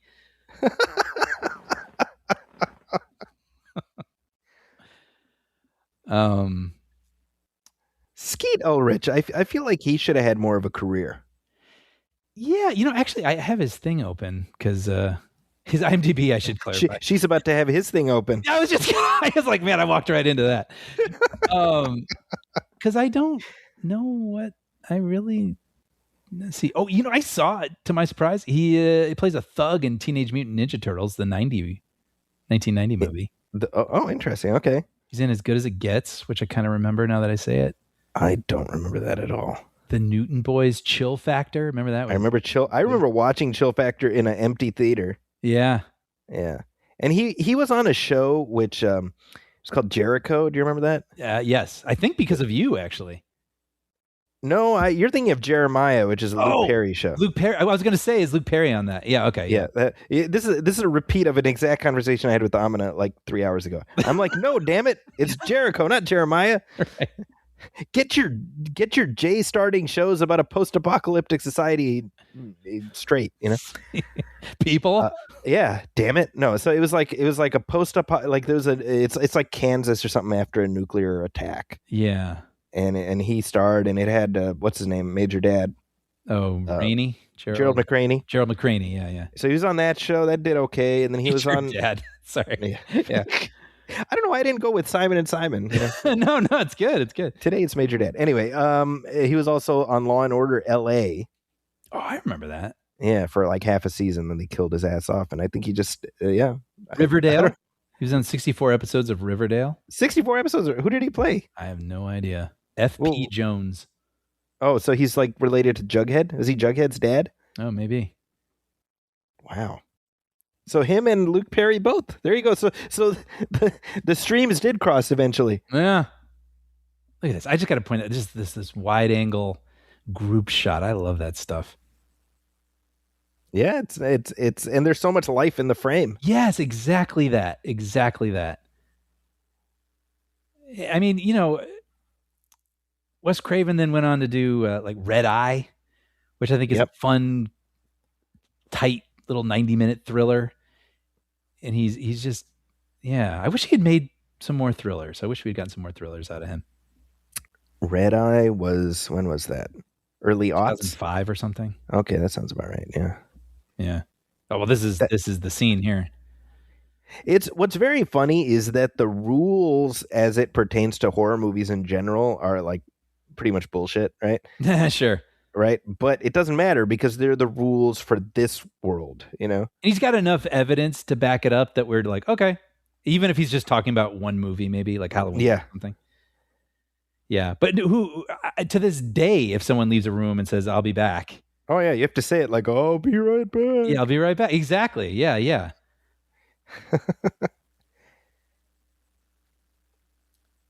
Yeah, just had to see it. Had to see Lillard do it. But yeah. But and it's kind of cool what I like about these movies. When you think about it real quick, sorry. Yeah. Stu leaves to get beer. Yes. And he comes back. That should have been our clue right away that he's the bad guy. Oh, that's good. Man, this one just continues to grow in my estimate. Right? Yeah, you're right. Like the problem is we watch it now and we know Stu's the killer, right? It's like so it's hard to put yourself back in the state of mind of watching it the first time and trying to track the, like, who is it, you know? Actually, that's funny you say that, because I had that experience watching it this time where like Dewey will act kind of weird in a scene. And I'm like, it's Dewey?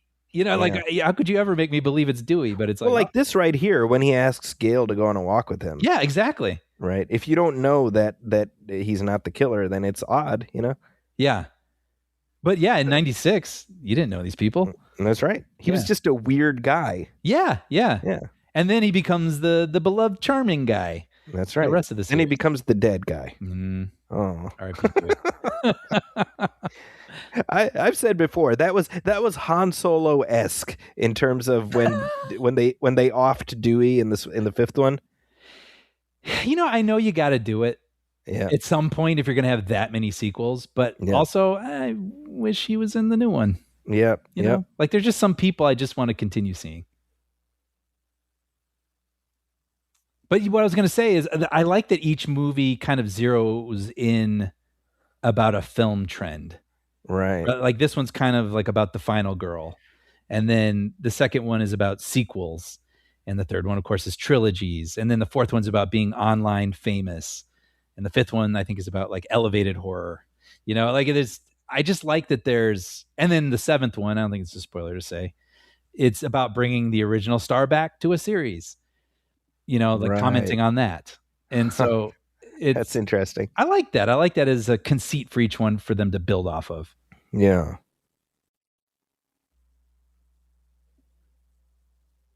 Yeah. So this now who calls and says this about the principal? That is a good question. Like who's hanging out at the school, drinking on the football field or something? Well, because if that was part of their plan, right, to get everyone out of there, then are they both occupied? Well, I guess it'd be Stu, right? Because Billy's up there with Sydney. Yeah. But if it's like, it can't be Stu on the phone because he'd be like, hey, Stu, why are you calling me? Yeah. Yeah, I don't know. Oh, Clerks shout out there, the VHS on the. I do love this whole conceit of the camera in there, but there's a 30-second delay. I love that. That's great. Very, very clever.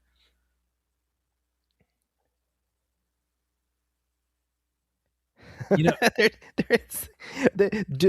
are they scared and running away, or they're just excited to see the principal strung up? I think they just want to poke a body with a stick. They're just like, yeah, principal's dead. I was thinking about it at one point. One of them says, "Hi-yo, Silver, let's go," and I was like, "What an odd thing!" Like I can see that reference kind of working in '96, but can you imagine a kid saying that now? No, yeah. Yeah, up and away. You know, Right. I don't know. They have a real. I mean, obviously they got married, Arquette and Cox, but like they do have a real sweet chemistry. Like I believe this hard as nails character, Gail Weathers. You can imagine she would have a hard time falling for someone as kind of dopey as him, right? But they make me believe it. Yeah, you know. Yeah. Those cars get really close to them. I mean, I know there's the stunt people in that one shot, but there's that one where you can actually see it's them and they're getting close. I'm like, whoa. That's how we used to do it, Brian. That's right. I mean, I bring this up a couple times, but I remember watching the movie Used Cars with Robert Zemeckis, and I was listening to the commentary, and there's this shot where one of the characters, I don't remember who, is like stumbling down a street, and the joke is this car comes right up to him and turns at the last second at high speeds and avoids him, but the guy isn't aware at all that it happened. And you can hear on the commentary, Zemeckis is like, I can't even look at this. What were we thinking? And he's like, I can't look. I can't look at this. And you're like, yeah, back then they're like, yeah, put Kurt Russell on the road. Well, don't worry. The stuntman's like, trust me. Trust me. You takes your licks for the sake of the shot. Yeah. It's crazy how we're already like in wrap it up mode now. I know. You know, there's like I always think about this when I watch Back to the Future, because that movie, for being almost 2 hours long, flies. Yeah. And then when there's that moment where it's nighttime and Marty's wearing the suit and he's talking to Doc and he's setting up the cable, every time I'm like, oh, we're here already? Yeah. You know, and that reminds me of this, right? Where it's like the party's starting. I'm like, oh, we're here already? Like this is the ramp up to the end. But it's 40 minutes long. I mean, the quote unquote third act, I guess, of this movie is like 40 minutes. Yeah, I think that I was thinking about the length of the film. I was like, I think it's like exactly as long as it needs to be. Mm-hmm. 'Cause just under 2 hours. I think 90 minutes you'd be losing a lot. Yeah, I agree. And I think they pace it out really well. And so, when you think about it in terms of like, oh, it's been too long without a killing. Let's kill Fonzie. You kind of get it. Yeah.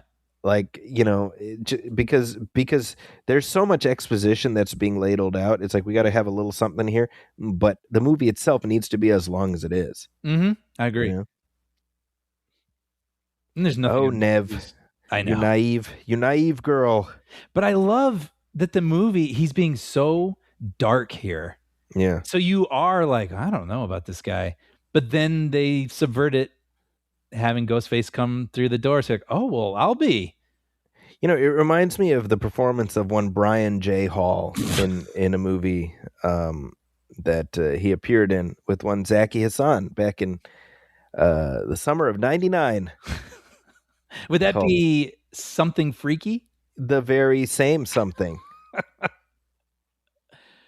I can't help but think of that film. I'm using air quotes, film, as I watch this, because that was written by our friend Sean. And there was a spirit of let's put on a show that we had back then. I mean, that's the thing. We had youthful verve and passion, which has been drained out of us by life now.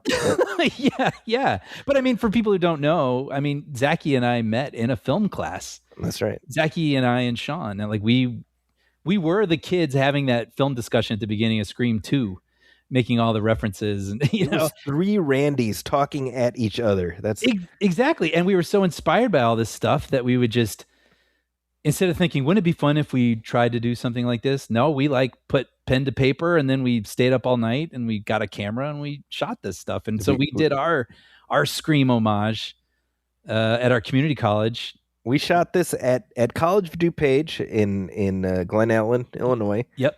I guess we can say this now. It was at the old TV station over there. Mm-hmm.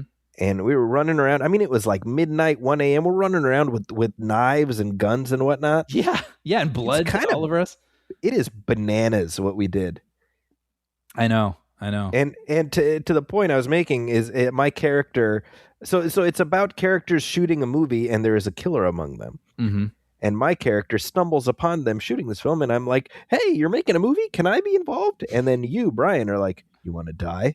Right. Because I was going to play the victim. But misdirect. You were actually the killer. I was.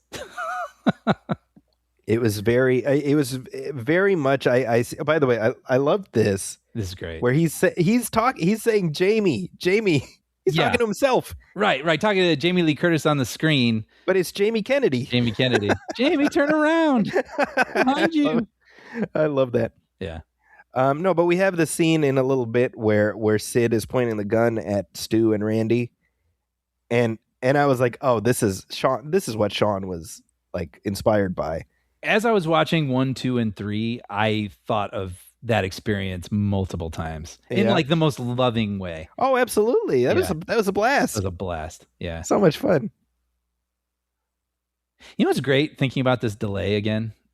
You get this tension twice. You get the tension of being in the room with, Randy, but then we get a little beat, and then we get to see them relive that moment, not knowing how it turns out in the van. Yeah. But then it's a great screws it up for the poor camera guy. I know, right? 30 seconds gave the time for the killer to go outside. Oh, man. I feel bad. This guy, I like this guy. He doesn't do a lot, but he does enough to give him personality. Yeah, and he feels real. Yes. He's kind of a perfect, memorable partner to Gail, like who puts up with her stuff a little bit, but like pushes back occasionally.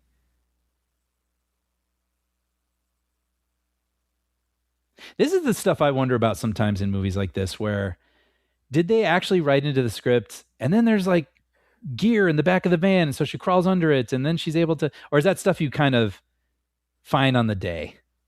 Like, oh, it said, it's sort of like to your point, About the garage. the garage, yeah, where it's like, Yeah. well, we had this, but look at that, that's even better. I mean, I would assume that there's a fair amount of that in this because I think Wes Craven was that kind of a filmmaker. Yeah. Well, which, by the way, I've got to for posterity throw this out there. You were talking about Elm Street, of course, Wes Craven. I grew up on Elm Street. You did? That's in right. Wheaton, Illinois, and Wes Craven went to Wheaton College. So in my town, a lot of people believe that was the Elm Street that inspired him. And I don't know, because I kind of dug into it, and apparently he went to a school in New York as well that was near an Elm Street. So part of me wonders if he just kept encountering it, and to him it just felt like a kind of any town, USA. Exactly. It's like Springfield. Perfect example, yeah.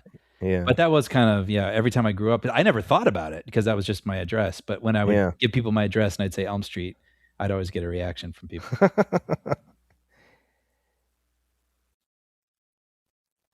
Good flair. Yeah, that's good. That is great. I was just looking at that shot.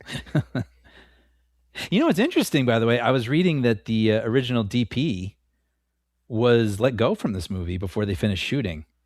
Oh, really? Why is that? Just they were getting a lot of shots that were out of focus and unusable, and wow, I guess they wanted to replace the whole camera crew, and the DP was like, "No, like you'd have to fire me too," and they're like, "Okay." And so then they brought in Peter Deming, who he would see at this point, I think he would go on to become David Lynch's guy. Okay. So he would shoot like Lost. Basically, I think he started with Lynch on Lost Highway, and then he went all the way to the end through the Twin Peaks. Lost Highway was before this, right? That was like 96-ish or was it 96? Really? No, maybe it was 90. Right? Am I wrong? I thought Lost Highway was earlier than this, but I could be wrong. I was thinking 97, but I might be wrong. 97, yeah. 97, okay. Yeah. And so then he went on, shot Mulholland Drive and all those sorts of things. And then he shot the rest of the Scream movies. So obviously that became a good collaboration. And funny enough, he also did all the Austin Powers movies. So well, that's great. So he's able to he's not doing like a Janusz thing where everything looks a certain way. Yes, exactly. And he also shot a little movie called Lucky You, Curtis Hanson flick, which I worked on. And so I actually got to meet him and chat with him. And that's where Brian enters the story. Yeah. I love that. That's great. But yeah, I was a little starstruck meeting him. So that's so cool. That was very cool. Like not often you're like familiar with the, TP's filmography, and I had so many questions for him. So Dewey, I think they kept it when they were filming this they shot options about whether or not Dewey was dead. Yeah. Right. So there's a little bit of a Cosmo Renfro in The Fugitive situation. Yes. Where, in this case, the test audiences really liked Dewey, so they wanted to make his death less final. Right. And so they kept him alive. The right decision. Yeah, that's the tricky thing when it comes to, having to decide to kill off long-running characters. I think that's always sort of fascinating, right? Because this is something that Robert Kirkman talked about with the Walking Dead television series, as compared to the comic book.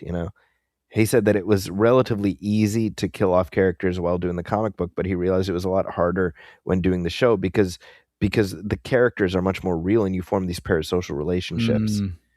And that's the dilemma again with a franchise like Scream.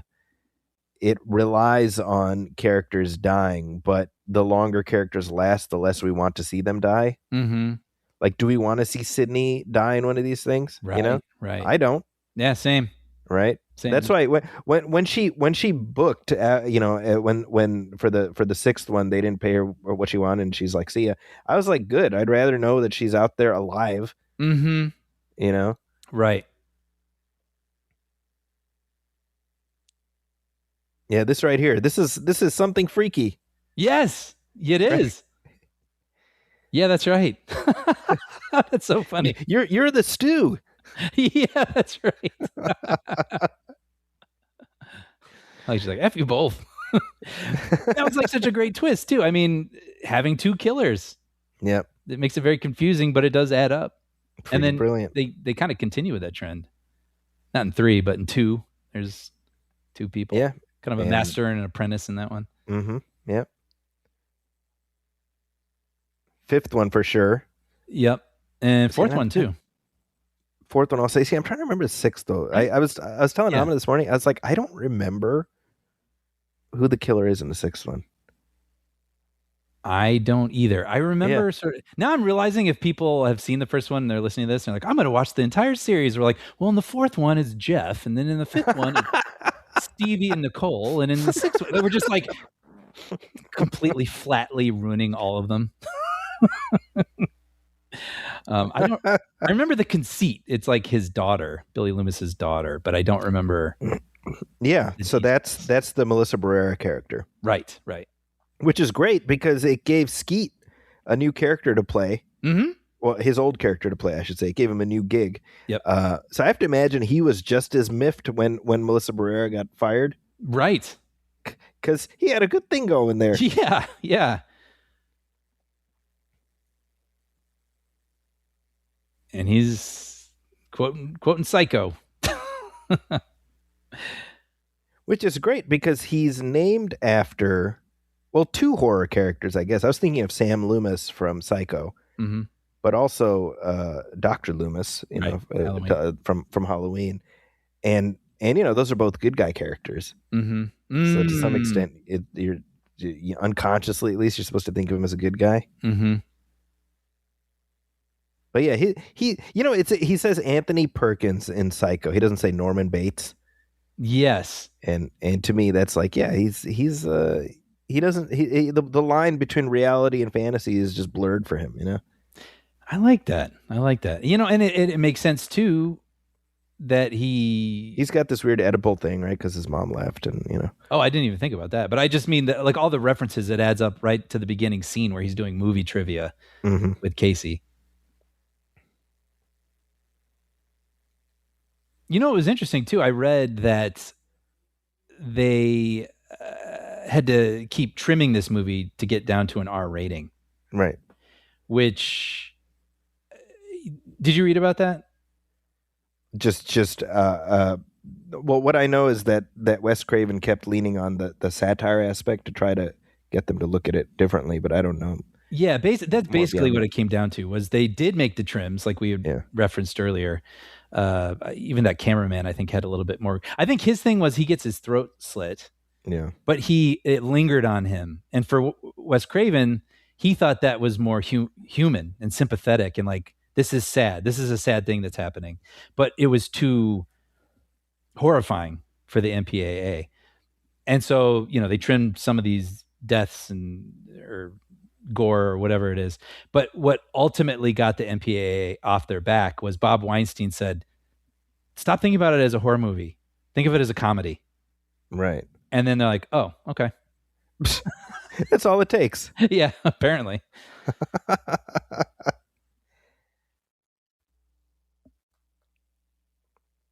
But like I was saying earlier, I do feel like they get a little more. They always remain mysteries and character driven, but they become a bit more fun as they go along. But I do feel like this one does have kind of an edginess to it.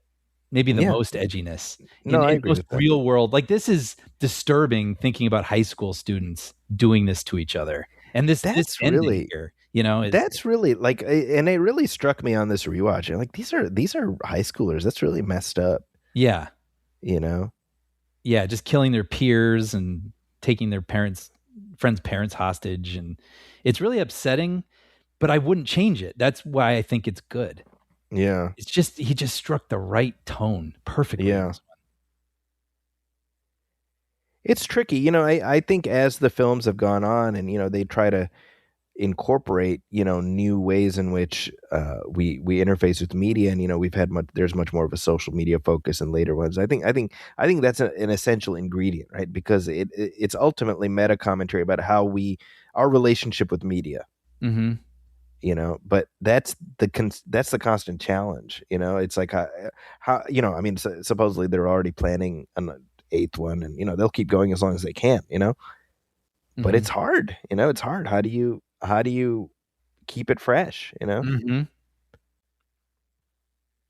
It's interesting too, just thinking of the violence. This was in a moment where people were blaming movies a lot more for real world violence. And this movie kind of touches on it a little bit, but then 2 goes really into it. Yeah. Well, and what was it like? It was 99. Yeah, because it was when The Matrix came out. Remember, people were blaming The Matrix for the Columbine shootings. Well, and then they were shooting 3. They started right after Columbine. So that movie did get toned down as a result. I remember that. Of that, yeah. Wow. And that's why that one is probably the least, I guess, gory, you could say. That's true, right? Like there was this moment where it seemed like Hollywood was trying to trim its sails a little bit in terms of going into like really hardcore horror. Mm-hmm. So there was like this dip. And then in the following decade, we started getting into the torture porn. Yes, right. Stuff with like Saw and, whatever, Hostel and whatnot, Right. So it's like there was this momentary pullback. Then it's like, yeah, like a pendulum. And then exactly. All the way to the other side. All the way to the other side, yeah. And then you get your human centipedes. yeah. Somehow we ended up there. Yeah. Well, we failed as a race, a human race for a while, but you know what? We got it back. We got it back in some ways.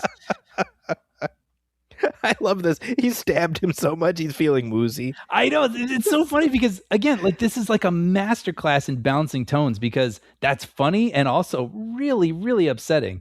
Yeah. Like the part where he's like, my parents are going to kill me. Yeah. It makes me laugh and also makes me really uncomfortable. Yeah. Like just thinking about him as a kid. Right. He's acting all tough and big and whatever and in charge here. But at the end of the day, as he's dying, he's a kid and worried about what his parents are going to think about this. Right. Oh, look, I love that too, by the way, where he's like, Houston, we have a problem, because they're missing the gun. And I mean, if this came out in 96, they probably shot it months after Apollo 13 had come out. Yeah. So that's probably something they had just heard, but who knew that'd be something that would live on in people's memories for decades. That's a great point, right? Right. Look at that. You got to take the safety off, man. I know. If there's one thing Scream taught me is that when I've got the serial killer dead to rights, make sure the gun safety is off. That's right. I was reading an interview. Well, I read an interview and I listened to a podcast with Matthew Lillard, and he was talking about his earlier roles. So I had actually seen him before this in Hackers. Do you remember that? Ah, yes, that's right. And he plays a really quirky guy in that. Yeah, I didn't see that until later. Yeah. Okay. But he was saying when I look at Hackers and when I look at, Scream, especially like the ending, I just see this kid overacting, like trying too hard to be memorable. And he is like, he has a quote. He's like, we were crazy. If I ever saw somebody do that on set, I'd be like, dude, bring it down 58%. But I disagree. Like, I think he's doing it perfectly, and I think the reason it works, it adds a strange sort of levity to all the awfulness that we're seeing right now. Yeah. It also makes him super unique and interesting and different than Billy. Yeah. And I think why it works too is that feels like Matthew Lillard. Yeah, that's a good point. You know what I mean? Like, I think sometimes people try to play like, I'll play the crazy guy, but they don't have that crazy in their eye. Right. Like the first thing that came to mind was Timothée Chalamet playing Wonka. Where I just never kind of bought, like Wonka's like a little unhinged. Right. I never quite bought Chalamet playing like a fanciful unhinged guy. It just felt like an you don't buy him as a child murderer. Yes. You know what I mean? Like he's trying to do a type that I don't feel like is inherent inside of him. Yeah. But Lillard is playing something that comes naturally to him, so it just feels kind of fun to watch. That's right. He's like it's like Sideshow Bob writing the letter with his blood, Right. And then he keeps passing out. That's where Stu is. Right. He's like, you admit the phone, Dick. It's so funny.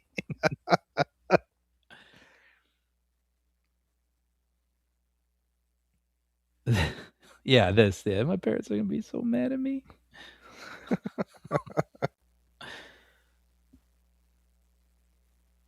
And then this house ends up becoming like a hallowed location in the Scream verse. Because we come back to it in Scream 5, and from what I can see in the trailers, it's in the seventh one. Yep. Used in a pretty unique way. And then in 3, Sydney visits the set of Stab. That's right. And she gets to see her house and Stu's house as these facades. But it's a really creepy moment for her. Oh, I read, by the way, that umbrella gag there that they just did. Yeah. That the stunt person missed the pad that was under Ulrich's shirt. Oh. Really did like stab him with that thing. Holy moly. Yeah. By the way, she didn't really have to put that costume on. I was about to mention that. I was like, is there a reason that seems like extra effort? You know? It's cool. It's cool imagery. I mean, if you're going to make it into a moment, I guess. But yeah, it really for wasn't. A film. But in real life, like, why obscure your vision? And but even in the movie, it's not really a moment. You know what I mean? Yeah. I mean, it's a visual for 2 seconds. Like, like if it was a thing where he opens the door and he sees Ghostface and he has that momentary, you know? Yeah, make more of a moment out of it. Yeah, like that would be there. You know, yeah. I think of the ways I want to go, having a giant old tube TV dropped on my head. I'm gonna say that's like a top 6 ways I don't want to go. You know what's funny? It's such a horrifying image, seeing this guy in a bloody sweater with a tube TV that's sparking over him and he's like shaking and convulsing. And it still is, but it does make me think of how far we've come, where this was probably like really, really intense. You know, pushing NC-17 back in 96, but like just TV itself and streaming and everything. Like Game of Thrones have gotten so, you know what I mean? Like the line is always pushed. Now it's just good, clean fun. You know what that also makes me think of is that movie as she sticks her finger in his wound. Yeah. And we're just eating our popcorn laughing. Gross Point Blank. Do you remember that movie where John Cusack plays a hitman who goes to his high school reunion and he throws a tube TV on top of Dan Aykroyd. Yep. And I remember that being really like upsetting also. Well, I'm glad we don't got those types of TVs anymore. Yeah, thank God we've got the flat screen going on now. Thank goodness for that. Hopefully this commentary track does not turn out to be my moment of irony where I'm like, one way I definitely don't want to go. And then you're listening to this like 30 years from now. It's like, oh, man, that's really unfortunate and accurate. You know, what was that Patton Oswalt bit where he's talking about in the movie where it's like, you know, you see Chuck Berry pass a guitar as a 6-year-old, be like, what's that? Yeah. And we can kind of smile because we know that that's going to be one of the most important things in his life. For you, this 30 years from now, as they're listening, it's like, well, I hope the old tube TV bit doesn't happen to me. But everybody knows somehow. Yeah, ever since I heard that, I always think about that. It's like, is this my moment of irony? You know, right? Moment of irony. Yes, that's what it is. Because he talks about it's like, you know, you have it's not Chuck Berry, it's like Paul McCartney. Yeah, that's what it is. Yeah. And it's like, oh, see, because he's Paul McCartney, and he's gonna, you know. But it's like, you know, he's like, I hope my Paul McCartney, or he's like, I hope my moment like that is where I when I was in grade school and I drew a picture of a rhinoceros wearing a dress, and my teacher's like, what do you think you are, Oswald, some kind of comedian? And he's like, oh, see, it's funny because he's a comedian. You know, he's like, I hope that's my moment of irony and not, oh, so that's the guy who, when he was 40, he fell into the rhino enclosure and he got ass raped by the rhino. Right. Man, it's just ironic, you know. It's like, that's right. I remember you playing that for me many, many years ago, and I've always thought about that. Like, what is my ironic moment I don't realize you don't I'm living? Know. Now, just here, she says something out of a scary movie, which we would have been like, hey, she said the thing. But of course, it's not the thing. What's funny is that the movie that became Scary Movie originally had a title that was like, I Know What You Screamed Last Summer, or some freaking thing like that. Last Halloween, or something, Yeah, something like that, yeah. And because it was like Don't Be a Menace to South Central while drinking your juice in the hood. Mm-hmm. It was like that. But instead they called it Scary Movie, and those movies have gone on and done just fine. And there's going to be a new one this year. Oh, there is. I forgot about that. Yeah, I want to say August. Wow, look at that. Yeah, and the Waynes are back. We got your Scream here. You got your Scary there. Yep. It's like the 90s never left is basically. Yay! Where's Hammer? I've said I just told someone recently, like all this 90s stuff coming back, and the jeans and everything. Where are the Hammer pants?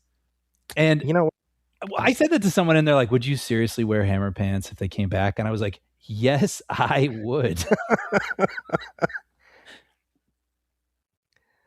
That's all. Well, thank you for that. One more. One more tidbit I had that I have to share. I thought this was kind of funny. Speaking of scary movie, so I think it increases with each movie. But there's whenever a potential victim's running away from Ghostface, they're always throwing flower vases at his head or beer bottles at his crotch or like crazy things, and it becomes almost funny, like how much he's getting beaten up. And they do play it for laughs in Scary Movie, where she like throws a piano down the stairs and he's like, like running away. But apparently they were clocking that in this one, that it was starting to become kind of funny. Yeah. How clumsy he was or how often he's getting knocked down. And so there were extra things he was hit with. Apparently Sydney beat him over the head with a picture from the wall. Okay. And so they cut that out. So they found the moment where it was not comical. Where the sublime became ridiculous, and they exactly. Interesting. So I thought that. By the way, that credit sequence that we just saw, there's a something freaky vibes right there, dude. I totally forgot about that. Yeah. I always think of Predator for some reason. That's the movie I think of, where you have the end credits, and it doesn't just say the character's name. You see a little clip of them from the movie you just watched, right? Kind of in slow-mo or something. But yeah. Look at that phone voice. Roger Jackson, my man, getting second billing. He earns it. That's he makes how an impression. Yeah. It's hard to imagine Scream without his voice. Mm-hmm. So what do you think?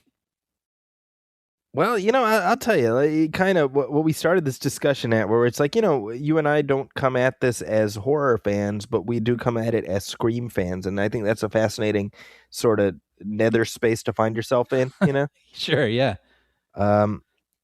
I think partly like I just feel the sense of like, it just takes me back. It takes me back to when this movie came out and just that whole era of not just my life, but like pop culture, Mm-hmm. And so I'm glad that these films, my sense is that they do somewhat live on, even though I said before that, like, my students don't feel any desire to watch the new one, Mm-hmm. But I think for me, it plays in a very specific way because I lived through that era and I was closer in age to the characters in the movie, Sure. Yeah, and that's I mean, I'm looking forward to seeing the new one. Yeah, I'm looking forward to watching it again. What are your thoughts revisiting? I mean, you said you saw this not during its initial release. You saw it after 3 came out. Yes. So you were already like 20 at that point. Mm-hmm. No, I just enjoyed them. But now you're pushing 50. Oh, how do I look at them now? Yeah. To me, this movie completely holds up. I mean, on a story level, on a character level, and on a filmmaking level. I still find the filmmaking kinetic. By the way, shout out to Greg Nicotero there doing the makeup effects, of course, of Walking Dead fame. Oh, nice, nice. But no, you know what I mean? They to me, they remain propulsive and kinetic and cinematic and thrilling and fun and scary, and I care about the characters. And I still find it, fun. So to me, I think this movie completely holds up. Yeah. I mean, the sequels have their own, different personalities, and they hold up maybe differently. But this one, I just feel like was a great movie then. I think it's still a great movie now. Well, there we go. I think that's a good place to leave this discussion. Yeah. But hey, if you those of you listening, tell us your thoughts on Scream, the original and the franchise. Let us know what you thought about our thoughts on the film. You can email us at moviefilmpodcast@gmail.com. You can also hit like on our Facebook page, facebook.com/ facebook.com/moviefilmpodcast and message us there. As always, please go to Apple Podcasts and leave a review, leave a star rating. If you're listening to this show on YouTube, please hit like and subscribe to that page and leave comments there because we do read those on the show. We also have a Patreon page, Brian. Yes, if you head over to patreon.com/moviefilmpodcast and hit subscribe for only $5 a month, you'll find every commentary we've ever done and every episode moving forward absolutely ad-free. You'll also find bonus conversations that we have from time to time that won't fit into our regular episodes that we drop on that feed about twice a month. Our free feed will always be available, but this is our way of providing what we believe is the most satisfying way to enjoy the show. So no commercials, interruptions butting into the conversation, especially if you're trying to watch the commentary along with the movie. Plus, your subscription goes a long way in helping to support us and helping to sustain producing the show. So if you're interested in Able, please head over to patreon.com/moviefilmpodcast and subscribe. We'd be very grateful. There we go. And if you're looking for me online, you can find me on social media at Zacky's Corner. That's ZAKIS Corner. You can also find my reviews at the San Francisco Chronicle and also at IGN and The Wrap. Brian, what about you? You can find episodes I've written of Puppy Dog Pals and Young Jedi Adventures streaming on Disney+. And with that, on behalf of my partner Brian Hall, my name is Zachy Hassan. This has been our commentary track for Scream. We will catch you next time. Thanks, everybody.